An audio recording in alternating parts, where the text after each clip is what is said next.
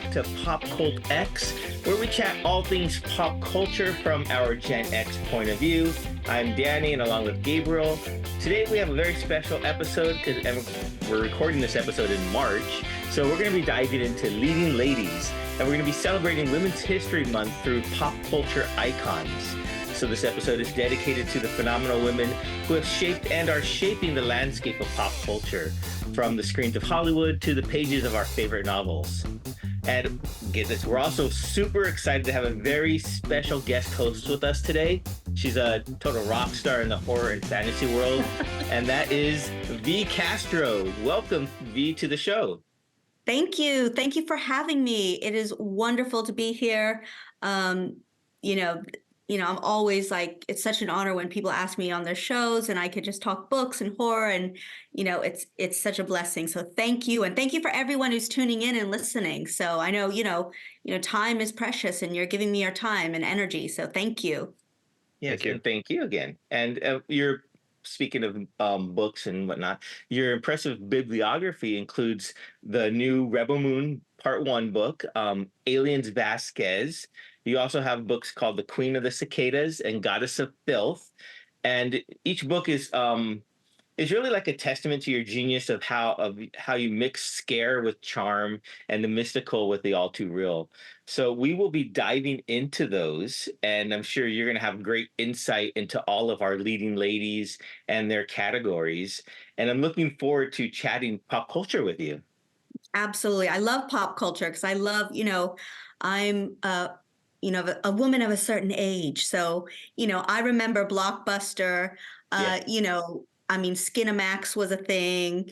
We were just like left to our own damn devices. Like, I was watching Elvira, and we all know Elvira. I mean, she's pretty sexy. And I was like, yeah, I want to grow up and be just like her. And I still do. I want to grow up and be like Elvira. I still want to, I loved it. And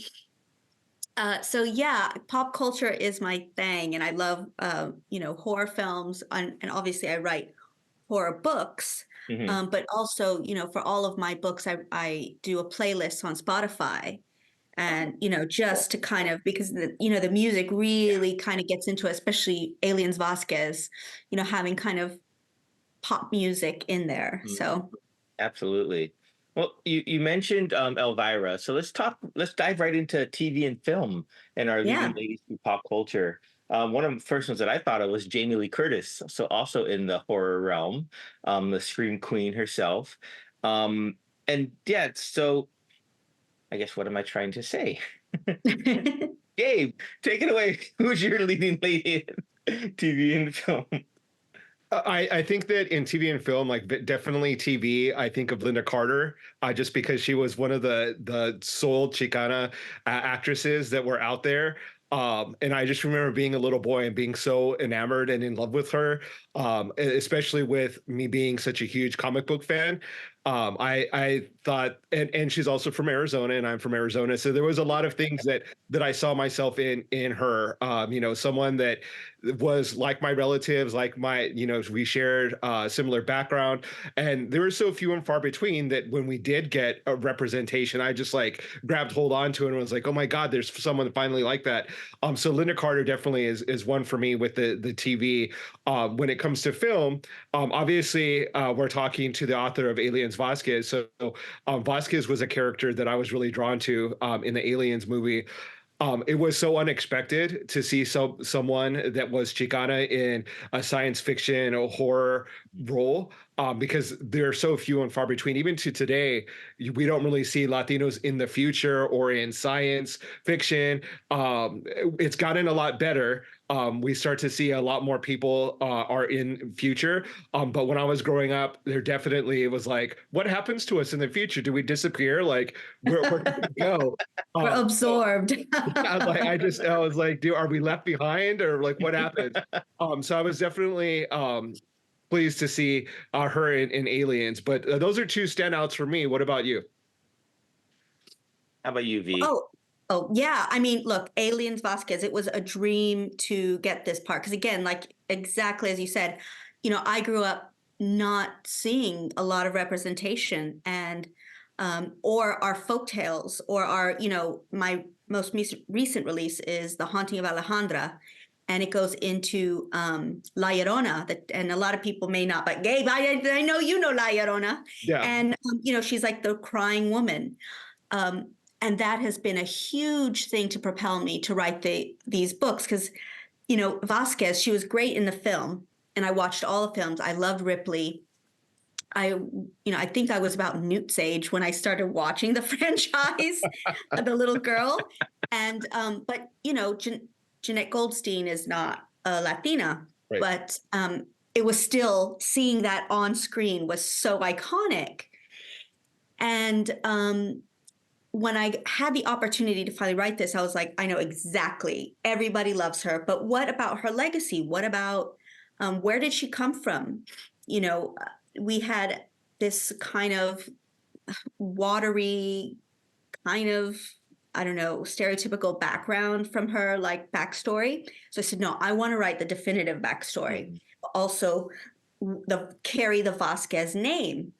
And I just went for it, and it was great. And I loved every second of it. And and as far as TV goes, again, there weren't a lot of, there wasn't like a lot of Chicano representation. I mean, I watched Chips, but it's not horror. I watched, I watched Sesame Street when I was little. But as I grew up, I was reading King and Kuntz, and they're great. But now it's like, oh, now it's my turn to play. Now it's my turn to write all of these leading ladies. And all of my books, they're, brown women. My book that comes out in April, Immortal Pleasures, is like an Anne Rice tale, but it's set in it's a Mexican historical figure. She's an indigenous woman, in fact, from Mexico. That's cool. La Malinche. And so all of these stories and these characters, I'm just bringing out. And because that was like, I loved Anne Rice. I was also reading Anne Rice, probably too young. But I mean, that's just like I guess, how, I'm that generation. Mm-hmm. Yeah. One of the things that when reading Alien Vasquez, that I was kind of amazed by is how true the characters are to real life. I have a cousin to share that is, I've always joked, is like the real life Vasquez. She joined the Marines. She has the short buzzed haircut. She's like a total badass, muscles, could kick my ass any day of the week. But not just that character. A lot of the other characters, Ramon, very much I know people that are just like that in real life. Can you tell us about your writing process, and do you draw from real life and people that to be able to make these characters so rich and true to life? Yeah, I mean, like you said, I wanted to show the dynamic and the difference between Ramon and Leticia, because I wanted to show two routes. Sometimes people, they really dig deep into their culture. She's got a Santa Muerte tattoo, and she's really into her beliefs, like Rosanna, who's into spirituality as opposed to religion, and she's sober. And then Ramon, I mean, he's just like, I'm gonna play the game. I'm gonna just, what, can't beat them, I'm gonna join them, know. And I've known people both sides that, and it's all like, how am I gonna get by? How am I gonna live the best life possible? Or am I going to be true to myself and my calling? And a lot of that is in there. Like, how in a lot of my books, there are characters, like how my great grandmother in The Haunting of Alejandra, for example, one of the women abandons her children. She's being chased by La Llorona, haunted by her. Mm-hmm. And she just abandons them all. And you find out what happened. It's deeper than that. I don't want to spoil it. But that really happened with my mom, for example. And it's kind of a wound in the family. Mm-hmm. So I definitely put real storylines, real characters, real emotions, especially when it comes to my heritage and my culture, because there's so little out there on it. Yeah, absolutely.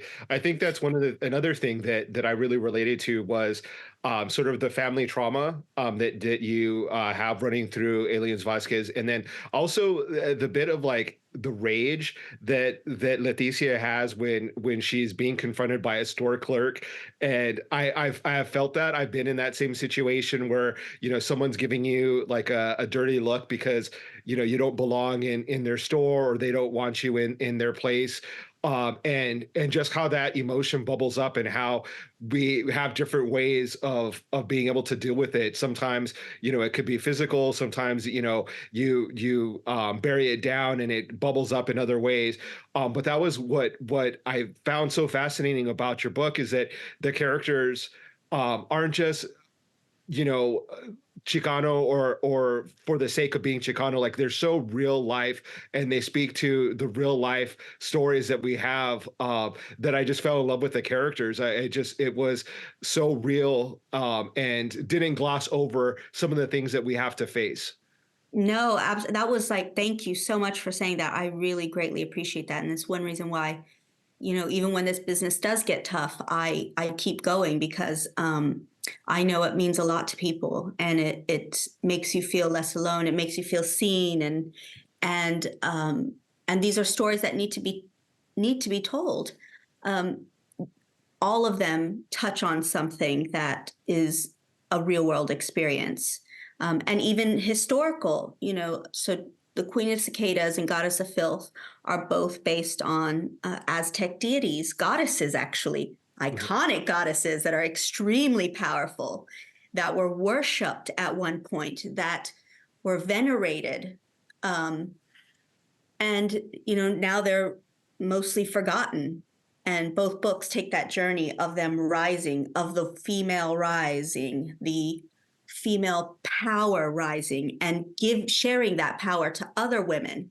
We're talking about iconic women. I mean, we have the Queen of the Dead in the Queen of Cicadas, and in Goddess of Filth. Well, that's the English translation of her Nahua name. She's a sin eater. Uh, it encompasses femininity, but rage as well. So I love that, and lust, and and they're all powerful. So I love it. I love bringing that in. Yeah, and I think that horror has been one of the places where we've seen women grow as heroines, that they're often the last woman standing. Yeah. I mean, there's some problematic areas of that. Sometimes it's not always. Sometimes they're victimized, and it's like trauma porn. But for the most part, we have seen a lot of strong women within the horror genre. Is that what drew you to that genre as a writer? Is to be able to have a strong female character sort of overcome these insurmountable odds? 80s horror films, baby. That's what did it. Yes, honestly, 80s horror films. Like, I grew up watching, like, if it was trash, I loved it. If it's all the way up to, like, Argento's Demons, to, everything. The Exorcist, I watched it. I loved it. And so my horror, obviously when I was younger, I was told like about La Lechuza and La Llorona and all of these really kind of spooky folk tales. And then I was just like a total like binge watch, um, USA Channel on a Saturday night. Like, what is this? Like, watching like this stuff, and Mhm. all of the, watching all of the Nightmare on Elm Streets. So that is what really got me into the horror. And then as I grew and I realized there was a gap, that's when I said, yes, there needs to be more of this. And it, like you said, not be coming just from a place of this, where the person is victimized. I've written books about, I often talk about sex workers in my books, and in Switchblades and Hair, and Switchblades and Hairspray. They're shifters, because I love werewolves. I grew up just watching every werewolf film. I was But mine turn terrified of into werewolves. jaguars, because they're Latino. They turn into jaguars. and she's a stripper, and I just wanted that sexiness, that, kind of gritty, pulpy, like I imagine, being something on like Elvira saying, well, I've got something for you. And, when I was writing it, I could just imagine that. And so it was a combination of everything, I think. Yeah. When you mention sex workers and it reminds me of one of the strong icons in film and horror is Salma Hayek's character from Dusk Till Dawn, Love it. being Yep. the head vampire and being, a stripper or exotic dancer, what have you, and it being a role that could have been very much just, for male gaze, but she kind of, they flipped it around and made her such a dominant force in the film. Unfortunately, she sees her demise in the film because good has to overcome evil. But there's that wonderful part where she has George Clooney on the floor and says, welcome to slavery. I'm going to call you my dog Spot. And it's just a wonderful flipping of, the role. And I think that it was so iconic because of that, seeing sex workers as someone who has power and not just being an object for men's desire was really cool. No, absolutely. And that's why I wrote, my shifter story. And I have a book, an erotic collection coming out with Clash Books. And it's called the Pink Agave Motel. And it's basically like this place where there's creatures. I based two creatures on Salma Hayek's character. They're kind of like vampire cannibals. And then Immortal Pleasures, she's a vampire. They called her La Malinche, a traitor, because she was sold to Cortez and she was a slave. And unfortunately, she died like a lot of the indigenous population from smallpox. But I wanted to reimagine her life if she had been given more life, if she had this opportunity to do it all over again, what would happen? Right. And what would she be like? And so I did that, after all these years of having masters, and now she's kind of outlived them all. Nice. So I love vampires. I mean, The Lost Boys was one of my all-time favorite. And of course, Dusk Till Dawn. The soundtrack for Dusk Till Dawn I love it. Fantastic. Absolutely. Speaking of soundtracks and music, let's shift gears a little bit and talk about pop culture icons in the realm of music. One of the ones that I think I listened to a lot. Well, I take that back. I didn't listen to her a lot, but is Selena. She was a cultural icon, and I really didn't. I was working in a movie theater when her life story movie came out, starring Jennifer Lopez. And I really didn't know much about her until that movie came out. The crowds were, every showing sold out. The crowds were huge. And when I finally watched it, it was just amazing to see how this performer artist came from nowhere and to just be embraced by both sides of the border. Yeah. And how even after her untimely death and tragedy, she still continues to influence and be this pop culture icon, especially with J-Lo. I never saw J-Lo as a performing musical artist until this role. So I want to say Selena gave rise to what we know as J-Lo now. So that's one artist for me. How about you two? Any musicians that come to mind as pop culture icons?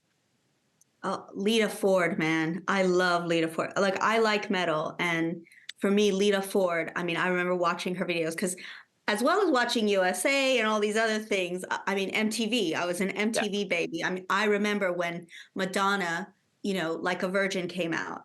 And I'm like, a little girl with my Fisher Price, cassette player, listening to Madonna, Papa Don't Preach, and knowing all the words. But for me, I think Lita Ford just made such an impression on me, being in that male-dominated world of metal where there was a lot of misogyny and you had all the videos with the girls and Lita Ford, she just owned it, man. She was just as hot as those video vixens, but she was the artist. She was playing the guitar. She was writing the songs. And I just have so much respect. And I've written a story about her.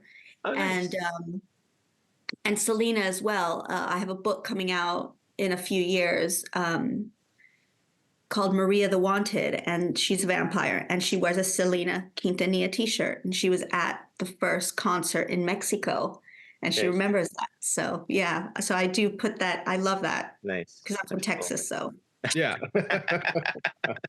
It's funny that you mentioned Madonna. That's probably one of the big icons that I remember growing up. It was like Michael Jackson, Madonna. Those were like the big MTV people that I remember watching their premieres for their music videos, and they were like little movies. And I have recently just saw Madonna in Las Vegas, and true to nature, she's still as provocative as ever, still being overtly sexual, still being sort of questioning what society standards have of her, being a woman that is maturing in front of society, but saying like, I'm not going to fit into the box that you put me into. Like, I'm still going to be a rock star and still come out and dance and still wear what I want to wear and say what I want to say. So it was really cool to see that, see someone who defies those stereotypes and what we put on society. But when I think of other ones, I definitely think of Selena as well. I love Lita Ford. I love all the 80s hair metal bands. That's definitely my generation as well. Growing up, my sister was like a total 80s, teased her hair up and wore the rocker outfits. Aquanet, yep. Aquanet, yes. Was in our household. So yeah, I love hearing that. Joan Jett was another big one. Yes, absolutely. Yeah, so all of those rockers, I particularly am always drawn to people that kind of go against the grain and are very much rebels. And I think that that's something obviously you can see that you relate to. Speaking of music, I want to kind of reference back to your book, Aliens Vasquez. There's a lot of references to music, the Cypress Hill, Ghetto Boys, Bruce Springsteen. When you're writing characters, do you come up with like the kind of music that they would listen to help develop them as a character? Because for me, when you mention, let's say using you as an example, when you say you like Lita Ford, I can almost see what type of personality you have. Like that lets you know so much about you as a person. Is that what you do with your characters as well? Absolutely. And that's why I put it in there. And I remember someone mentioning like in a review, they were like, oh, there's all this music in there that just doesn't match the future. And I'm like, my dude, we still listen to Mozart. Yeah. We're living in Mozart's future, but we still listen to Mozart. So why wouldn't I listen to Prince? And he's gone, and Right. And I guarantee you, Led Zeppelin, people will still be listening to like Stairway to Heaven. Maybe they'll have some like weird space guitar, and someone's going to be playing Stairway. Absolutely. So I kind of take that. It made me chuckle a bit, and I get it, but I like putting music into books to evoke an emotion and make a connection. Mm-hmm. Yeah. So like Dancing in the Dark for Aliens, listening to the lyrics, how, I'm a gun for hire, and we're just dancing in the dark. And also, it's like about this working class guy who's just kind of like, what the hell am I doing? What's this life about? And I really felt that with this book. But also Cypress Hill, the neighborhood I grew up in, like Ghetto Boys, they were known for what was called like horror rap, and they were. And I remember when my mind's playing tricks on me, and, these like dressed up at Halloween, and they really were kind of encompassed like horror. They were totally into it. And to me, that I like adding those things. Again, it evokes an emotion, a memory, and it just kind of makes it a bit more real. Mm-hmm. A lot of times I'll put on like particular music to kind of get my creative juices flowing. Exactly. Do you have a process when it comes to your writing that like you have a go-to album or a go-to song that kind of gets those juices flowing? Not a go-to album or song. I just sometimes will think of, if I'll hear something, it'll like, oh, I need to listen more of that. And if I'm trying to write something or a certain mood. but sometimes I'll just think of a character and think of this and like a whole kind of story will come out, like Dancing in the Dark. Mhm. Like I could just see that playing in the opening credits of Aliens. Goddess of Filth, Rhythm is Gonna Get You, Miami Sound Machine, I just hear it in my mind. I see it. And just to open up that story that, I just love it. Very much, it just comes to me. I have no other way to describe it, but my brain just kind of fires that way. And I'll go and listen to it and I'm like, yeah, yeah, yeah. And then just type away. A lot people of our generation, I think, kind of go back to the music of when they were in high school or college. That's sort of the definitive era. So I go back and I find myself listening to a lot of like alternative grunge era, like Smashing Yeah. Pumpkins, Hole, things like that. But it's hard for me to kind of connect to like modern day music because it's like I just kind of keep going back to what I like: Cypress Hill, Ghetto Boys, like some of the bands that we've referenced. Is there anyone that's sort of like new that's exciting to you that you're listening to, or do you find you being a little bit more nostalgic and listening to older stuff? Yeah, I think so. Like, I love Megan Thee Stallion and Cardi B. Like, I'll be honest, I absolutely love Megan Thee Stallion and Cardi B.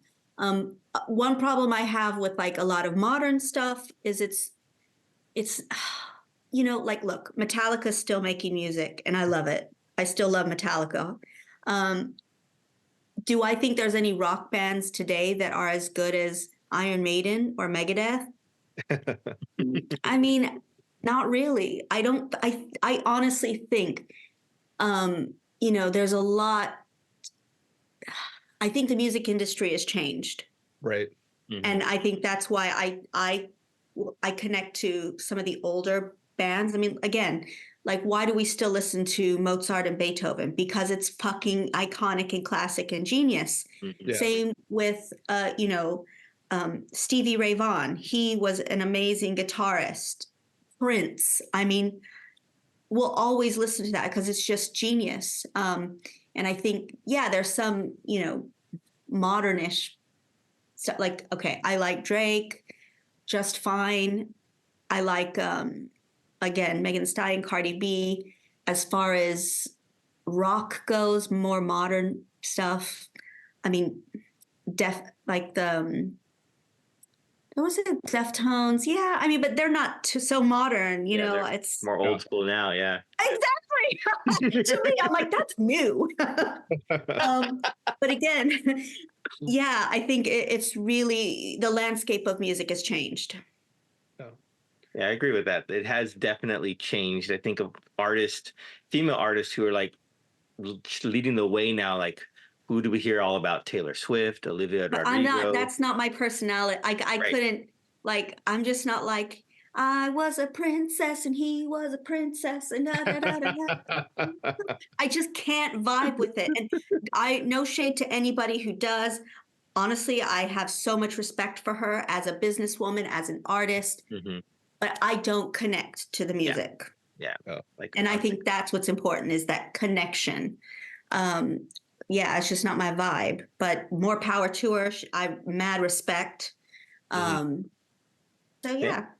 I mean, I'll pop in No Doubt instead and just listen to some Gwen Stefani. So yeah, I hear you. I listen to Selena all day long, but like Kali Uchis. Okay, Kali Uchis is new and she's like amazing. Peso Pluma. Now that is an area where new is poppin'. Latin music is Becky G. I mean, come on, Bad Bunny. That is popping off because there's more opportunities. Even Norteño. So there's a group called Los Dos Carnales that are massive and in Mexico. And Los Dos Carnales, I think they did the song for the show Heist. Oh, I mean, they're fantastic and they play Norteño music and they're great. But again, I think Latin music that's where a lot of cool innovation, a lot of fun stuff is coming out of. And I vibe with it. Yeah. A lot of the female artists that you mentioned are known for owning their sexuality and also get overly criticized for that. They get a lot of heat. Cardi B, Kali Uchis. I wonder if in your work you have a lot of women that are dealing with their sexuality, sensuality. Is that something that you find yourself like fighting against, that pressure for, Latina women or Chicana women to be like a good girl and not be overly sexual, and fighting against that?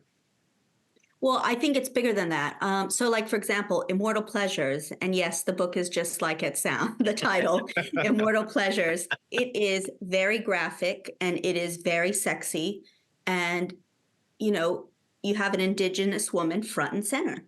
And, yeah, it's all about her exploits in her life, but also revenge. And there's a lot of history. So you go back to the conquest to see, what happened with her and Cortez.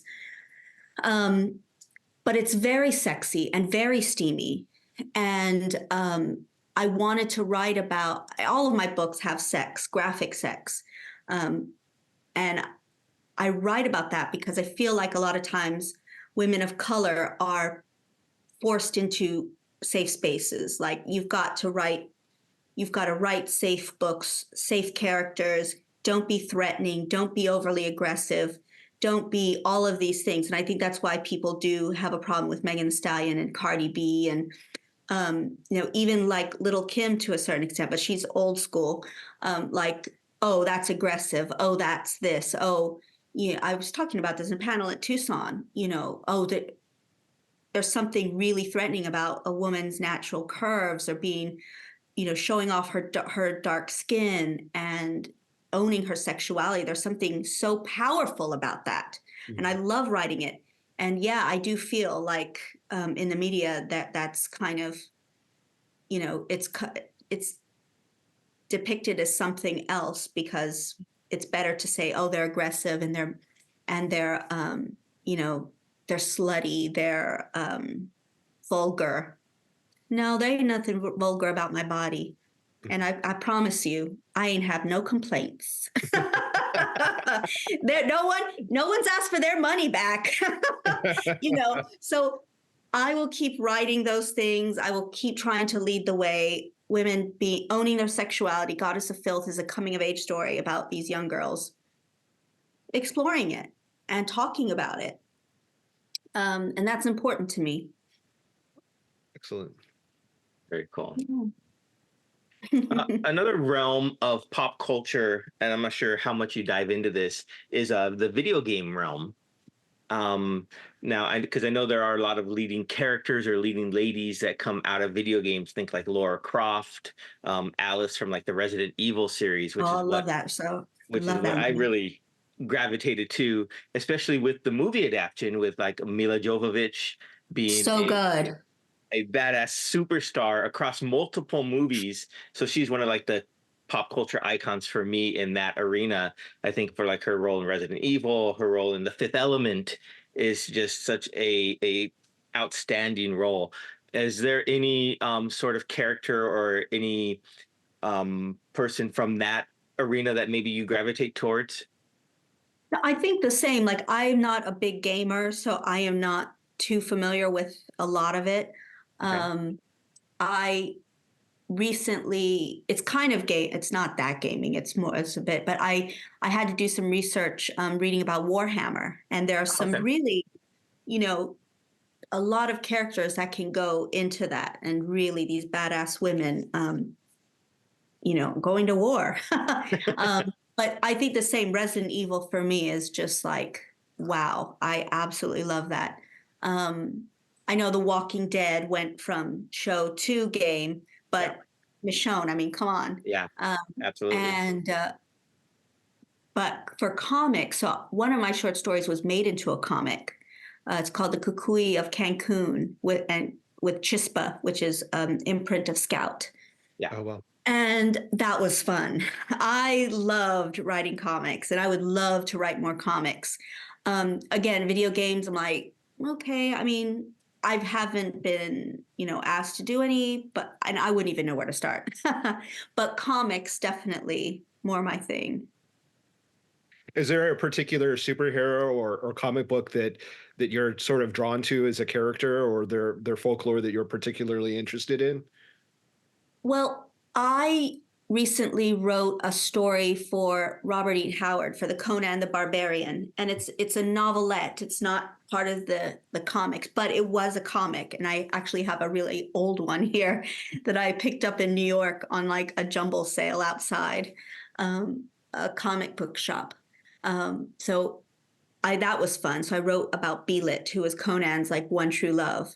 Mm-hmm. And then I adapted one of my short stories as a comic, The Kukui of Cancun. And I would love to do any sort of, Marvel. I'd love to create an original comic with like a Marvel or DC. And I'd love to have a chance to do Predator. Predator is like up here for me. It is like my dream. Yeah, I was like, when I was going to do Aliens, it was like, okay, Aliens or Predator, what's available? And they're like, oh, Predator is not available yet. And I keep bothering my publisher, and they're like, you will be the first to know when it's available. So Predator is up there. Predator and Leading Ladies. Did you watch the newest interpretation of Prey? I have not yet. Oh, it's so good. I know. I need to. I am so behind on films. Like I'm just like I've just saw the first Dune, like on a plane, because I was sitting on a plane. Because they trapped you to watch it. Exactly. So, because usually I'm just like on deadline or this or that or and I have children, so it's kind of the balance. And yeah. So let's see. Yeah, I hear you. It's very good. It not only is it like indigenous representation, but strong female. The sci-fi is there, just the badassery of someone kicking a predator's ass and kind of going toe to toe to a predator. It like checks all the boxes. It's really amazing. It's just such a great film. I definitely recommend that you give it a watch. Oh, I have to now. Yeah. Especially since they don't use any modern weaponry, right? So it's all weapons that were available at that time, bows and arrows and whatnot. So yeah, definitely give it a watch. Ooh. So as we move along in our topic of leading ladies pop culture, one of the importance is representation, obviously. How do you address that challenge of representation in your work? Is there any particular I know you just dive right in and you put the females at the forefront, but if someone asks you, hey, why does it matter? What would you tell them? I'd say it matters because I matter. Because my daughter matters. Beautiful. My aunties, my mom, my great grandmother, who didn't really like how dark skinned she was. All the people I went to school with. That's why it matters, because we matter and our stories matter and histories matter. And I grew up not really seeing myself represented. And I think after a while, that does take a toll on a community. And it also, as a woman, if you're constantly seeing women victimized, if you're constantly seeing beautiful women acting a certain way, are only valued because of their beauty, if you see that constantly, then that is going to be reinforced in your growing brain. And so to not reinforce all of those stereotypes, to not reinforce, well, you're only valuable for X, Y, and Z, or actually we don't value it all because, your community doesn't read, you're a bunch of domestic workers, go back to where you come from. We don't give a. Yeah. I would say it matters because I matter. Love it. How about you? I'd say, how about you? Why does it matter that Superman's white? Why does it matter? Yeah. Absolutely. So. And another thing that we didn't touch about in Aliens is that there's also, not only is there representation for women, for Chicana, but for also the LGBT community, which I was really grateful for, because not only am I part of the community, but I mentioned my cousin who is in the military. She's also a lesbian, served for her country, and those stories rarely get told. We're often relegated to so a certain type of story. So to see, the LGBT community in the Marines and the military sort of being badasses was really great to see, and I thank you for that as well. Yeah, Leticia is she's bisexual, and you see her relationship. I couldn't, obviously, because of her age, I couldn't really go into a lot at a certain point. So, but you do see her have relationships with females and males, which, my sister is gay, and I very much always want her to feel accepted. And in The Haunting of Alejandra, you have the first trans male fighter in the Mexican Revolutionary War. Wow. Colonel Avila Robles. He died at 98, fully decorated, pension, respected as one of the, and he was a trans man. And I put him in The Haunting of Alejandra because I feel he's an important part of that history. This trans man fighting toe to toe with the other men, and being accepted and decorated and honored. Nobody cared. And that's, to me, that's those stories that are important. Not to highlight it but to make it normal. Mm-hmm. The character, she walks into the tent and then it's kind of revealed, and it's like, okay, yeah, whatever, just go fight. Let's go kill some bad guys. It doesn't matter, but it does, in a sense. You see that character who was a real person, and to me, that's important. A lot of my books, again, because of my family, I want that representation, and I want my little sister to know that she's loved and accepted, and she lives in New York because it's a lot easier than Texas. So. Yeah.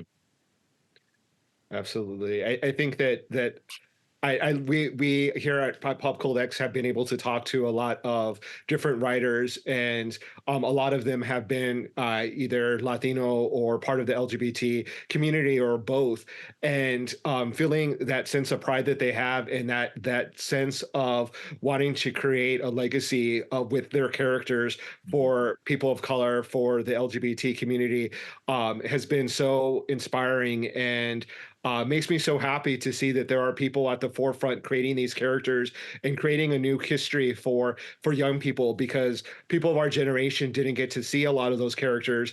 But now there is a sort of renaissance of people writing those really great, rich characters with a really great history that's really going to create a legacy for young people, and they're going to be able to grow up feeling represented by strong people that are not just tokens but are rich, developed characters. Absolutely. So it makes me so happy. Like I wish that I would have had that when I was a kid, but kind of being able to kind of read these books and read these comic books, play these video games, it makes me so happy even now just to know that they're out there. Absolutely. And it's, again, it's a labor of love, but it's an important labor of love. Yeah. Absolutely. Well, one final thing I wanted to touch on before we sign off for this episode of PopCultX is you mentioned playlists, that you create playlists for each of your books. Yeah. So I'm just curious how you build those together. Is it just music you use for the characters in your books, or is it just songs that really encapsulate the themes within the book? Yeah. So for every book, I just, for Aliens, for example, there were definite songs in my mind that I just heard and I felt. But then, The Haunting of Alejandra, another one that just really struck me was Eye in the Sky, the Alan Parsons Project, for example. Just the lyrics and what she's going through, and it's kind of an ominous song about this relationship that's crumbling, this deep, deep sense of pain and betrayal. So a lot of it is what the characters are feeling, what's happening, the emotions, what I want you to feel and think about, like the lyrics and the songs, how they connect. Okay. That's kind of how I go. And so yeah, they're all on Spotify, VCastro, and you can get all the playlists there. Some are longer than others. Not all the songs are mentioned in the book, but again, it's for the whole kind of vibe. And yeah, so I just love doing it. It's fun for me. That's really cool because I love using music just for that reason, to evoke emotions and Yeah. and how it sparks a memory or a thought and or a place and time. And so yeah, definitely that is really cool. Songs are Oh, stories, you know. Yeah. absolutely. With the Spotify playlist and social media, is that something that you really like doing, engaging with your audience and sharing music, stories, kind of behind the scenes? Yeah, absolutely. Whenever I can. I mean, social media is definitely like a full-time job apart from, so sometimes it does, you know, get like, I've got to do this. But no, absolutely. So, and there's so many now. I'm like on TikTok, Instagram, Twitter, Threads, Blue Sky. I, I'm not on Facebook or LinkedIn, I think. No. But yeah, it is fun to kind of, you know, keep people up to date, share little things. And yeah, it's part of it. And it's a part of the community as well. Because you get to really, you know, I did a meet and greet in Tucson with a book club, and they reached out to me via Instagram because they follow me. And that was so amazing to meet the readers and talk to the women and share drinks with them and give them like Cool. bookmarks. And that is a great positive of social media. Yeah. It's one of the speaking of pop culture, one of the things that's out right now is you know, our U.S. government might be banning TikTok. And you know, what are your thoughts about that? I know TikTok is a place, at least from my eyes, where the community can kind of unedited, kind of share news, share their life stories. So I am definitely hoping that it doesn't go away. What are your thoughts on that? Of all the things that need to be banned, Right.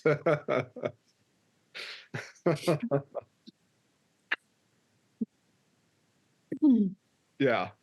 There you go. I think that's like it. why there's certain other things that should be banned first that are of real threat to our children Right. and their lives. Mm-hmm. You know, healthcare, crickets. Exactly.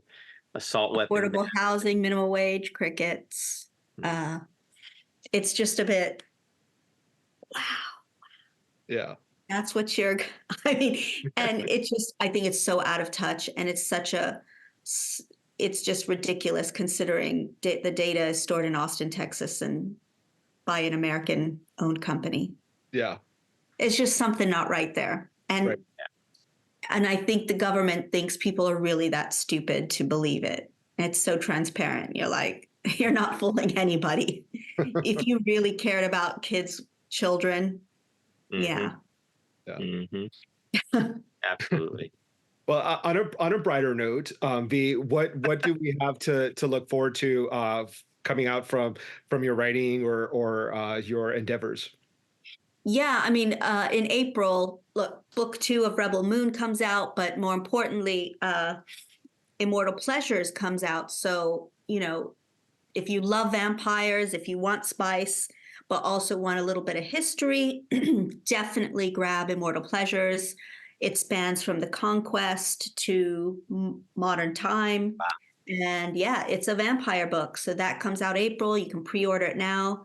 The Haunting of Alejandra, you know, it's mental health, La Llorona, horror. I mean, honestly, I appreciate anybody grabbing any of my books. So, you know, it's all there. I've just uploaded, so I usually do little novelettes, and I've just uploaded one of them that's in Spanish. So I'm trying to convert the ones that I can. Obviously, the ones with big publishers, I can't. But as much as I can convert into Spanish. Oh, So that's cool. more Spanish readers because there are a lot of Spanish readers in the US. Mhm. So I'm in the process of that. Slow, but because I hired a translator and I want it done properly. And yeah, so lots of That's good really cool. stuff. Well, I guess the final, I'll have you end this with the final thought on maybe any advice for young writers or young creators who are striving to do better in the representation role. Any advice for them? Just listen to your own voice. Do not be afraid to use your own voice, to be who you are. What community are you from? If you're the LGBTQIA, are you Latino?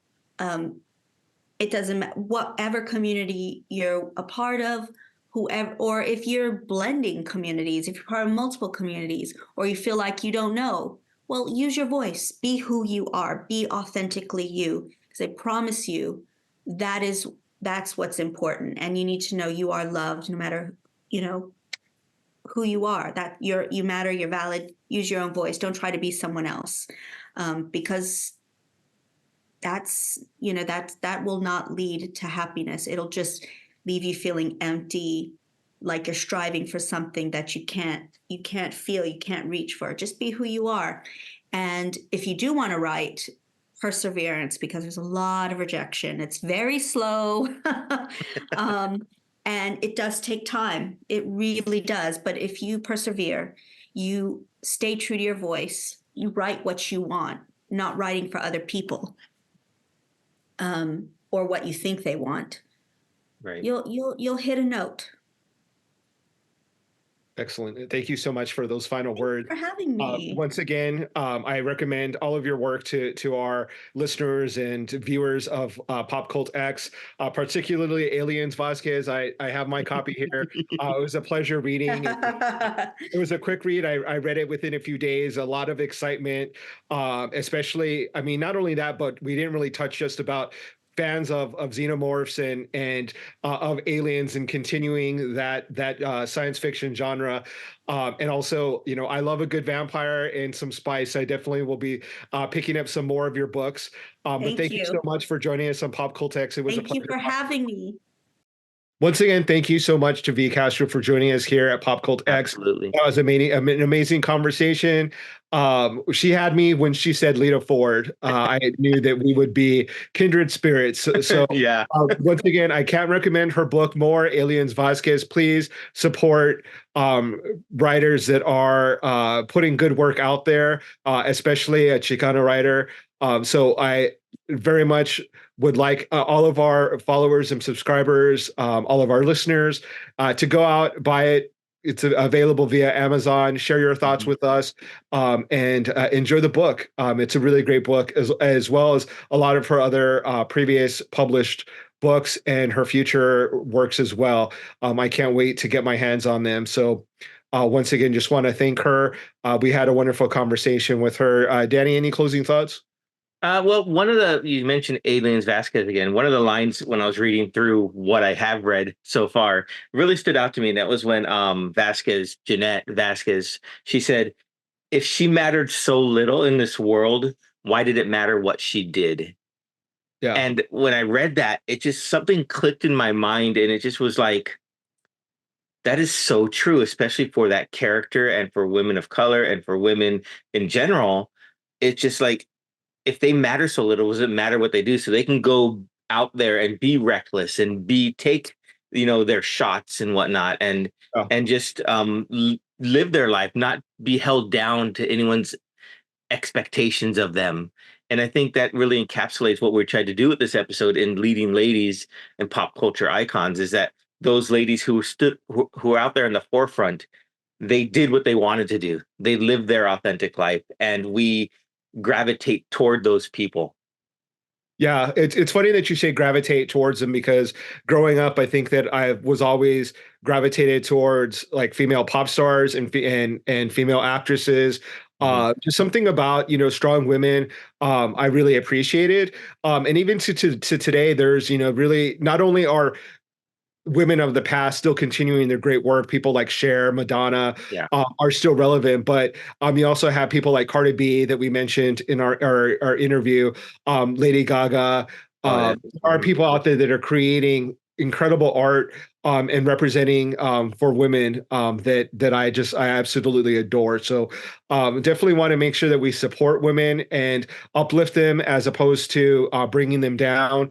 Here at PopCultX, we celebrate women not only during this month, but throughout the year.